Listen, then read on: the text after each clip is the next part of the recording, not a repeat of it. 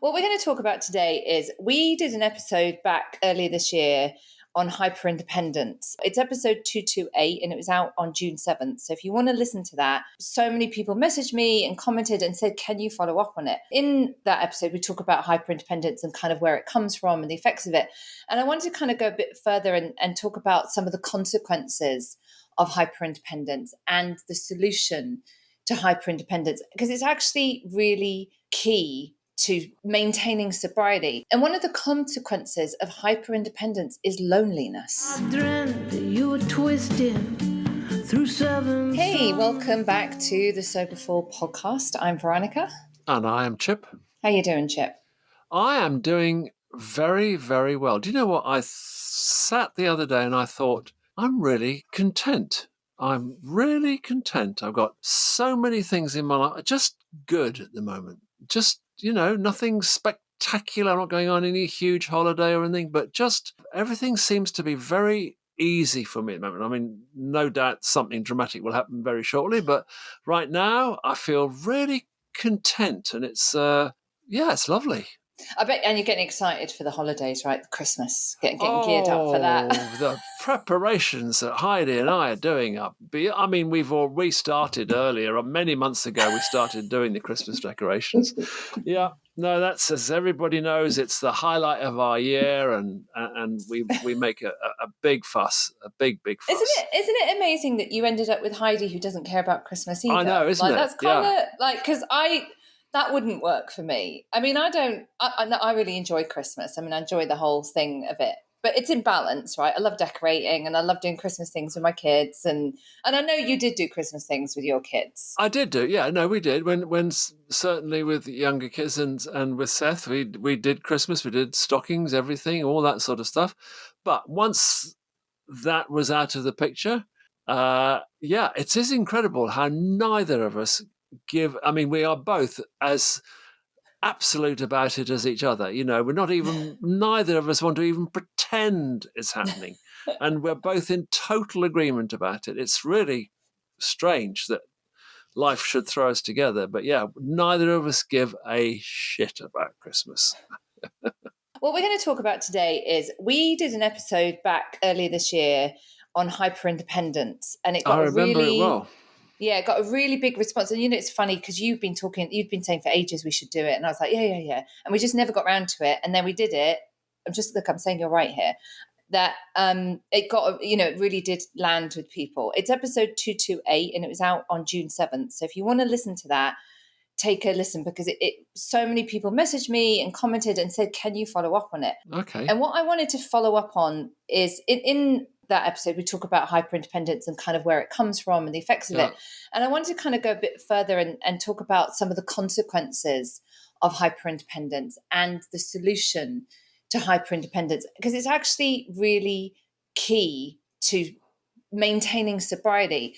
And one of the consequences of hyper-independence is loneliness. Very much so. I mean, that's almost the personification of hyper-independence, isn't it? You've got to do everything on your own. We've talked before about, where it comes from and how it gets developed. But if you are that kind of person, you are, I think, in principle, leading a very lonely life, because it isn't just about getting better from alcohol or that, that's one way where hyper-independence is, a negative trait to have.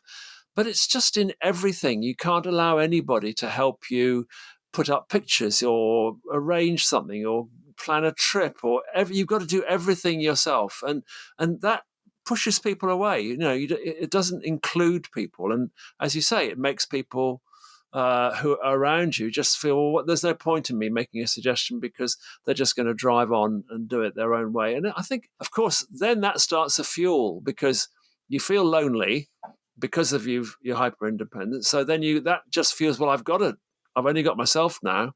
I've got to look after myself. So it becomes a vortex, or whatever the word is, where because you've done everything on yourself, you've got lonely, then that just makes you even more determined to have to do it on your own because there is nobody else around. So here's the thing I think people who are hyper-independent don't realize, because a lot of this is subconscious behavior, is when you have a mindset of hyper-independence, I've got to do it by myself, I can't, you communicate on every level about, you communicate to keep people away. Yeah. Like, people are receiving a communication of, I'm not going to invite them because they're busy. I'm not going to include them because they probably don't want to, because they're kind of just, they're in the, and then the hyper independent person does wonder, like, why, I don't get included, or I don't get asked.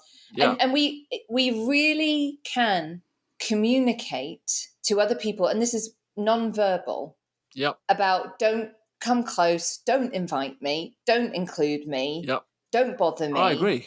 Don't speak to me, because there's almost, I feel like hyper independence people, they communicate busyness a lot. They do, right?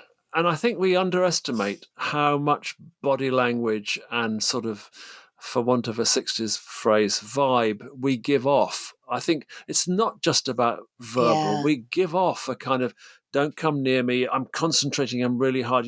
People who sort of don't look up when you come in the room because they're so engrossed in what they're doing.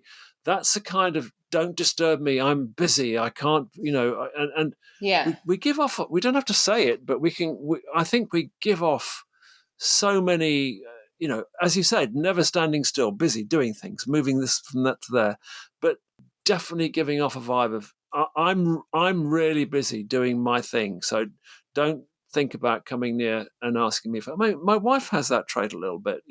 She is very hyper independent and she likes to be in control. But I think we talked about it in the episode. She can't bear making a mistake, and that is one of the real. I mean, I know we talked about this. It's one of the real downsides of hyper is that you cannot bear to make a mistake, because you haven't got a team that you can fall back on, that you can talk about it with or anything, or this looks like it's going a bit wrong. You've got to drive on until it either succeeds, which obviously fuels your hyper independence, or it doesn't succeed, and then there's only you to blame.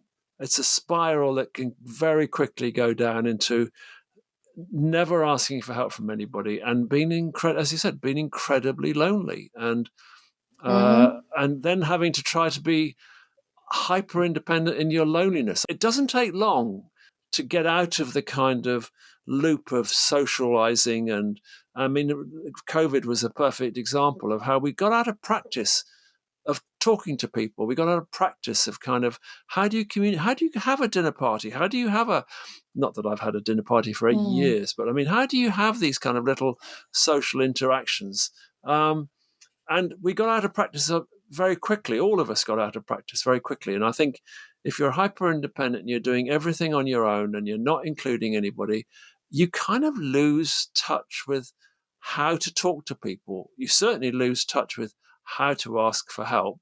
And I think it's a self-perpetuating behavioral trait. I've got somebody in rehab at the moment who was an absolutely classic case of absolute hyper independence, did absolutely everything herself, and knew why. I mean, it was obvious where it came from, as we talked about in the last episode. And she's having the most incredible experience of allowing herself to be helped. In fact, one of the exercises the rehab have given her is that she's not allowed to make any decisions at all for about 3 days. She has to be told what to do, when she can eat, everything. I mean, and I did that once with somebody in the rehab I ran. They weren't allowed to make any decisions at all. And to begin with, she found it incredibly difficult to kind of just not be in charge of making every single decision. And I mean, I think that would be a very good exercise.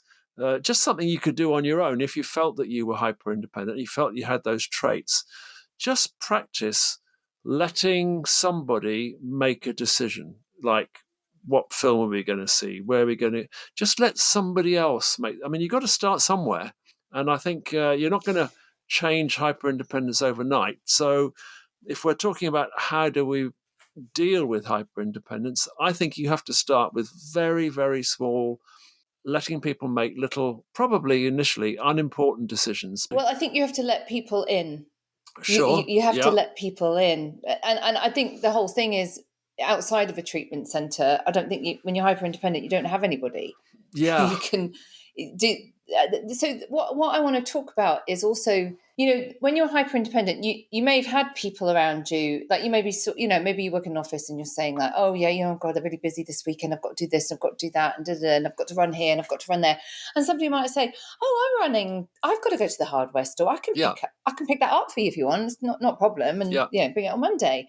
And the hyper independent person will go, oh no, it's absolutely fine. It's absolutely fine. It's absolutely fine. And then what happens is people won't ask again. They'll maybe ask another time, but after that, it's like, I'm not going to do that again, because you've just hyper independent people communicate this so well. Like, don't ask me. Yep. Don't ask me. Yep. Don't, invite me because I'm busy and I've got this and I've got that. And then they wonder why they're lonely. What has to change is we have to let people in. And it is kind of like, actually, I could go to lunch today.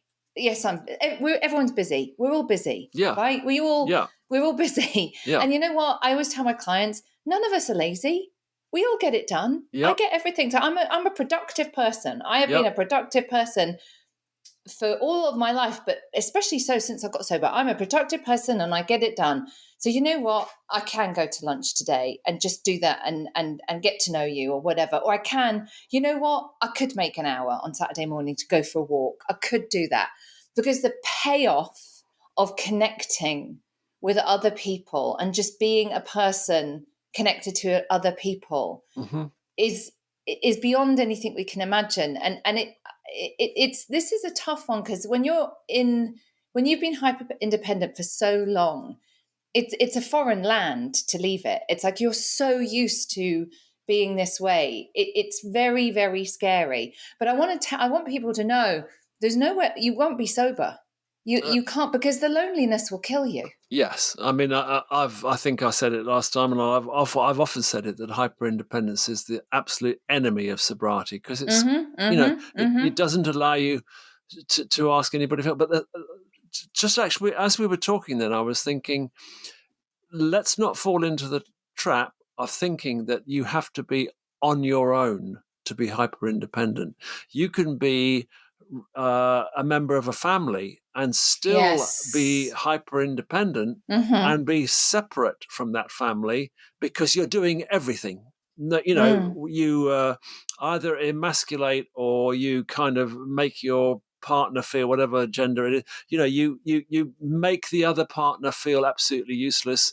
And they get, as you said, into there's no point in me even bothering to try and do the dishwasher or something, because somebody will come along and rearrange it and do it properly. And, and they're doing everything. And so you don't have to be living on your own to suffer the consequences of hyper independence. You can be in a relationship. You can be a mum or a dad and doing everything, so busy doing everything that you actually forget and lose the joy of just hanging out with your kids. Because you're having to do everything. And if you're not getting them dressed and doing their clothes and getting this ready and getting that ready, you've got to plan the next thing, and you've got to start planning for Halloween or whatever. And you've got to, you're doing everything. And is there anything I can do to help? No, I've got it. I'm under control. And you can be lonely in a family through hyper independence. You don't have to be living on your own. And that is the breeding out ground for resentments. Yes. Because when you're the hyper independent person in the family, and I'll tell you, some of that mindset is only I can do it, and only I can do it right, and it needs to be done right, so I'm just going to have to do it. Yeah. And then we exhaust ourselves, and we are the only person doing it, and we expect the people around us to be mind readers, but we're not realizing how much we're communicating to the people around us, that it's like, do not get in the way of me folding towels. Yeah. The towels need to be folded this way. We have communicated and set the groundwork that we're going to do it, and that's how it's going to be done. And that will breed resentment. And this is a conundrum that we're setting up an equation that means that the end of the result is I drink. Sure. We can blame other people. We can tell whatever story we're telling, but we are setting up an equation that always adds up to I need to have a drink. Mm-hmm. And the only person who can change that equation is ourselves. We have to change the formula, and how we change that formula is to take some risks, to be consistently show up in places so people can allow us to be known. Yep. We all want to be independent. Independence is a really, really good thing. Yeah. You know, I definitely suffered from this kind of hyper independence, and it was definitely a way of keeping people out. And I was also very, very lonely, and I didn't want to be very, very lonely. And one of the things I had to realize, you know, for example, like going to 12-step meetings, Yep. I would go and then I would leave immediately. Right. So I didn't Yeah. really chat to anyone. Which a So you lot of didn't people have do. like the Which a meeting lot of after the people do. meeting. Yeah. Yes, the meeting after the meeting. Yeah. I didn't have that opportunity. And then what I made myself do is I made myself stay, even though like I had a very busy to-do list. I had to get going. But Yeah. you know what? None of it was life and death, and it all got done. What my sponsor had me do is when someone said, "Oh, we're going for coffee. Do you want to come?" Go, yeah, that'd be great. Yeah. Because what I was telling myself is now I've got, you know, it's Saturday afternoon. I've got to get these things done. I need to get them done today because the world will end if I don't get them done today, and I must get on. Like I just had that kind of thinking. Like I was very much like I was a human doing, not a human being. I can relax and have fun and have connection once I've got everything done. Yeah. Well, how does that work? Yeah. Right? It's an endless to-do list. And that was really my thinking. Like, yes, I'd love to go for coffee, but it needs to be on my time. I need to get these things done. Then I'll meet you for coffee. So, well, it doesn't work like that. No, it right? doesn't. No. You know, it just doesn't work like that. And I had to see that to break that pattern of thinking. And then it'd be like, oh, we had coffee. We ended up sitting talking for 2 or 3 hours and I didn't get anything done.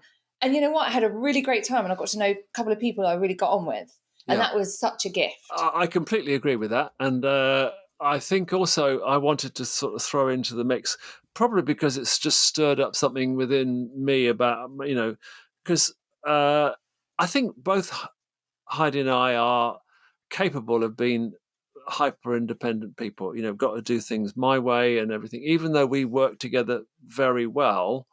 However, I can easily see how without the kind of processing that I hope I do with therapy and meetings and things, that Heidi is very hyper. She thinks that she knows how to do it, and she does. She's very capable, incredibly capable woman. But most wives do know how to do most. Yeah, but when I met her, I was living on my own. I was bringing up my son. I was working, running a house. You know, being perfectly capable. And then Heidi came along, and you know, she does things. So a little thing like making well, it's winter here now, so we're building fires. Now Heidi has a way of this is the way fires are made, right? And if I try and do, she's no, don't do it that way. Don't do it. It's got to be done this way. It's got to be done this way. So I don't bother. When she's not here, I make the fire. It's fine. I know how to make a fire. But I just learned that there's no point in me even beginning, because the moment she hears the rattle of the fire, she's downstairs. You know, pick your battles. Yeah, pick your battle. Exactly, pick your battle. It's not worth. Okay, you do the fire. That's fine. When you're not here, do you know what? I'll make a fire. I'll make it differently to you. But I think you have to be able to kind of have the awareness that is the way the other person works, because there's no point in me getting resentful and getting angry every time that happens, because it's like, well, I'm not looking at the facts. I'm looking at Heidi likes to make the fire, or whatever the task might be. I like to do the ironing. Heidi, fortunately, hates ironing, so that doesn't become a battleground. But there are certain things that, I always make the bed in the morning, and there are various things that I wouldn't like her to do it because I don't like the way she makes it. So you've got, as you said, this independence and this desire to be in control of various activities, if not all your activities. You do have to be careful in a relationship that you just kind of agree that, okay, that's your field, this is my field. I know that if you weren't around, I would be able to feed myself. I would be able to do this or that. But I really like that phrase, pick your battles, because, you've got to learn how to accommodate each other's hyper-independence, controlling nature. And it's possible, but you do have to work quite hard at it. That makes all the difference. Anyway, so back to hyper-independence. One of the things that I've noticed in clients who are really hyper-independent, who we create all these stories to justify it to ourselves. And one of them is that if we ask for help or assistance or something from other people, then that's selfish. Yeah. And I don't want to be selfish. Selfish is bad. So if I ask this person to help me or whatever, that would be selfish, and that's why I can't do it. And people, it boxes you into a corner. All of this kind of thinking boxes you into a corner where you are alone, and then you're lonely, and then the only solution to that is to drink, because why not? Because of how you feel, and no one's here anyway. So we create all these stories and justifications and rationalizations as to why we have to be hyper independent. And when you're not using that language, you're not saying I'm hyper independent. People don't realize that. And I think I had some of the messages I got about the last show was like, oh my God, I didn't realize, but you just described me. That's exactly how I am. And this is such a massive obstacle to long-term sobriety. You can't be, I don't think, long-term sober and be hyper independent. We've got to open ourselves up to human beings and let people in. We have to accept help. Just accepting help is like, when I've done that, it was hard, but it felt so good. I've coached clients in that. The thing is, when people want to help, I find people like to help. Yeah, I've paid enough attention over the years to know that one of the 5 pillars of sobriety is connection. I learned that from you. And if you're hyper independent, you're not connecting. You're not connecting with anybody. One of the things I always say to clients is if you knew how to be happy and sober, you would have done it already. Yeah. So, and it's the same thing. If you knew how to be, successful at sobriety, you would have done that. You're not stupid. Yeah. You know a lot of things. You would have done that. The reason that you're not happy and sober, or you're not sober long term, is because you don't know how. Podcasts and books are brilliant. I have a podcast and a book. I suggest you listen and buy them all. But what we ultimately need is other people. Yes. That is what makes the difference. So Harvard has done one of the longest running studies in the world, and Harvard has done a study into the secret to happiness, and it's been running for several decades. And the results that they've printed is that the secret to happiness is not money. There is, however, a certain amount we all need, and we need an amount that's subjective, that allows us to have somewhere safe to live, a car, go on holiday, et cetera, et cetera. And it's not millions and billions. It's actually quite a modest amount. But the secret to happiness is friendship. And that's what their decades-long study has shown, that the real secret to happiness, what all the research shows, is the quality of our friendship. And I read about the study when my kids were much younger, and I was reading a lot of baby and parenting books. And they used this study in the parenting book and said, the most important thing you can do as a parent is to facilitate your child being able to have friendships. Right. And that's not just about inviting play dates over. It is that, but it's also raising a child that other people want to be friends with.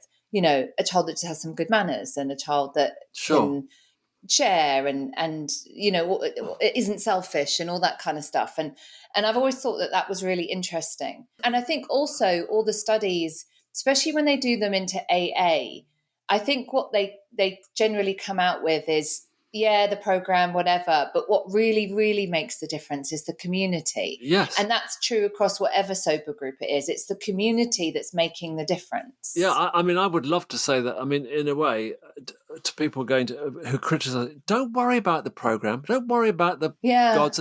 Don't worry. That bit of it's irrelevant. It's the connection and the group and the community and the help. That's the beauty of that program. Sod the other stuff if you need to. Don't get hung up about it. But it was interesting what you said just then about friendships, because Seth's best friend has been his friend since they were both born to a couple of ours friends who and they're practically the same age, and they've been friends. We used to go on holiday together, and we've got photographs of them babies, and they've remained friends all their lives. And it gives them such comfort to have that friendship and that connection that's been lifelong. Yeah. And what did I do on Wednesday or Thursday? I just drove over to a friend of mine's house, one of my few friends, and we just talked shit all day long. We went to places, but it was just so nice just to be connected with somebody, and I think without that, we are we are a kind of pack animal, and I think when Yes. you look at any other animal species, anybody who separates themselves from the group doesn't do well. It's the ones who stay with the community, whatever species it is. Yeah. They do well. You're vulnerable, even at quite a primal level. You're vulnerable on your own. I think there are times when hyper independent people get frightened, they get scared, they don't know what to do with that, and it obviously must be even doubly scary, because if I'm scared, I can go to someone and say, "Look, I'm scared," or whatever. But if you're in that lonely, independent space, it must be very scary at times, feeling discontented. And you can obviously see the attraction of alcohol and things, in that it'll just throw a blanket over that for a while. But I don't know many. I know lots of hyper independent people who are, in many ways very capable, but how many friends do they have? How many kind of really good connections do they have? How many places where can they go and cry? Where can they go and just get a hug? And where can they go and, I like those things. I like being able to cry sometimes. I like getting a hug and giving a hug and all that sort of lovely stuff you get from a relationship. And if I was driven by hyper independence, I wouldn't be able to reap any of those lovely sort of slightly abstract benefits. I mean, some are physical, but mostly, I can be, in a way, Heidi and I, we do have hyper independent traits slightly. I can be up here working, doing my thing. She can be downstairs doing her things.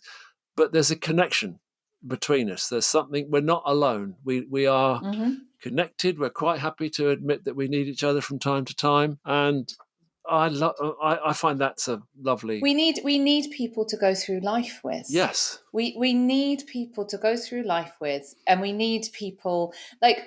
So my best friend, we met when we were 16, and we're now 50, and she sings the song at the opening, and so many of our conversations are about being 50-year-old women and the menopause and and it's like we just know each other so well. It's like, oh, I read this, what do you think? And like, oh my God, should we try this? And and it's like I can't imagine not having that companion to go through life with. And it's also the same with sobriety. Yeah. Like we need people to go through sobriety with. Yeah.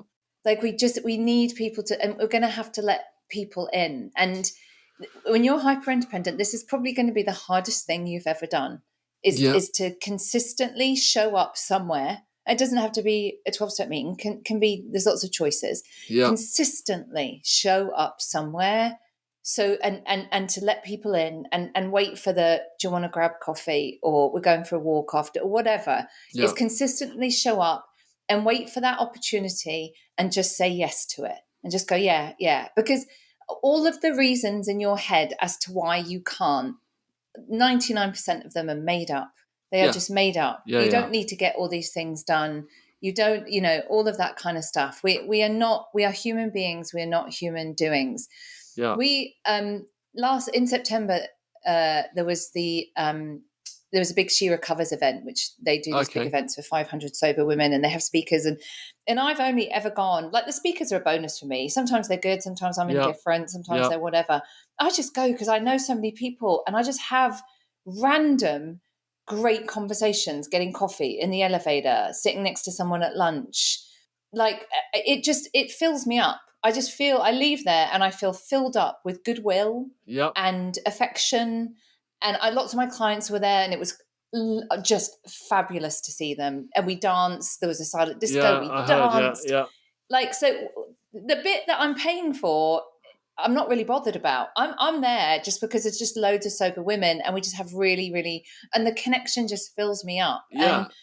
And every person needs this. There's no one who doesn't need this. Yes. I mean, I always know when She Recovers in, because the Soberful website is full of photographs of things. And it's not photographs of people sitting in rows in rapt attention listening to the speakers. Yeah. It's groups messing about and they're all smiling their heads off. But just a few minutes ago, I had a real wave of sadness because I had a friend who I was friends from the age of 6. We went to prep school together. We went through all our schooling together. And then we went through the 60s together, and we went through the 70s together, and we were inseparable. And then I got sober and he didn't. And he died about 10 years later. And I was really sad that he didn't join me in recovery, because we could have had such a great time. And then I developed another friendship with somebody Rob became I think you knew Rob Sinclair, actually. Rob, yeah. He was one of the trustees. Yeah, exactly. Yeah. And then he unfortunately died of a heart problem. And so, and so that I've had to I've got a friend who got clean the same day as I did, and he's a very, very dear friend. I don't know what I'd do without him.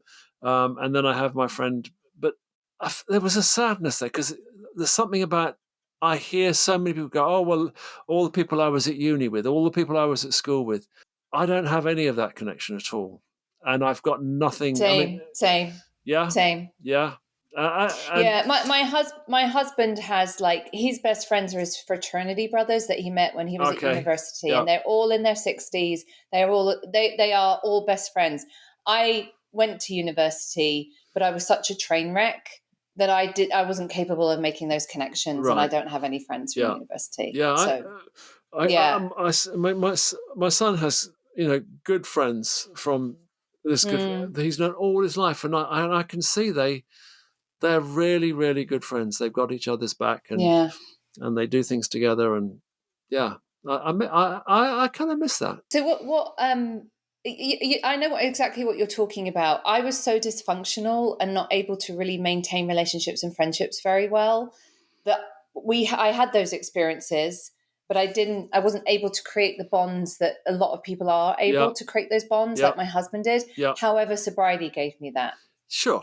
Yeah, sobriety gave me those bonds, and the recovery community gave me what's the word? Oh, I just went into my mind. That kind of, not camaraderie, that kind of, not companionship. It's collegiate almost. It's kind of right. We're all in this journey together. Yeah. But what you were just saying about losing your friends, that's the price of love. Sure. And is it better to have loved and lost than to have never loved at all? I just love that question. Yeah. I just think it really, because it does. I mean, I think that now as I'm aging, I think, God, at some point your peers start dying and you want to be the last one standing, but you also, that's kind of, I know, pretty awful. But also, is it better to have loved and lost than to have never loved at all? Well, it's the first one. Absolutely. If that's the price, right? If that's the price, yeah. I wonder who said that. Whoever said that was on the It's a famous quote. It's on in Key West. There's an AIDS memorial, and it's on there. And I'd rollerblade past it, and it would always make me stop and think when I saw it. I can't. I'm sure somebody will say it's a famous. Without doubt, yeah. love it. I would go for that. No, I didn't think it up. No, I had heard it before. Yeah. No, yeah. I would definitely for all the painful experiences that love has brought me. Yeah. But I would go for that every time rather than to have never loved. Yeah. Good God. You've got children, I've got children. It's something very good. But we drift away slightly from hyper-independence, but we don't really, because the thing about hyper-independence is, as we've said, rather you miss out on all of this. You miss out on all of that. Yeah. And this is the juice of life. Yeah. This is life, right? If you are hyper-independent and you have got through life, you've just got to start being happy to take those little tiny risks. Don't think you're going to go from being hyper-independent to being, one of the gang straight after. You've got to try little tiny things, and step by step. Yeah, and it could be letting somebody else decide what restaurant you're going to, or just letting somebody else decide something, or saying yes to the invitation. Yeah, that would be my kind of advice to anyone listening to this is wait for an invitation. Someone's going to ask you to something somewhere, and say yes to it. Unless you've got life and death surgery that day, Go Sure. to the thing. Say yes and go to whatever it is. And that's how it starts. Yeah. And the way to get an invitation is to consistently show up somewhere. So if you consistently show up in a workplace with other people, there'll be an invitation. If you don't have that kind of workplace, you need to consistently show up somewhere. 12-step meeting at your local church, volunteer somewhere. Yeah. Fitness group, something, right? If you consistently show up somewhere, at some point, someone will say, "Oh, a bunch of us are doing this. Do you want to come?" Yeah. Just the only answer to that is tell me when and where. Yeah. And that's how it starts. That's how it starts. So, yeah. Well, thank you for listening. We did get lots of requests to kind of follow up on that. So I hope you got lots out of it. Let us know on social media any thoughts or questions. I've been thinking about it more and more because I've just seen it in more and more clients, and we wanted to kind of elaborate on it. So thanks for listening, and we will be back next week with another great episode. Thank you very much. Bye-bye.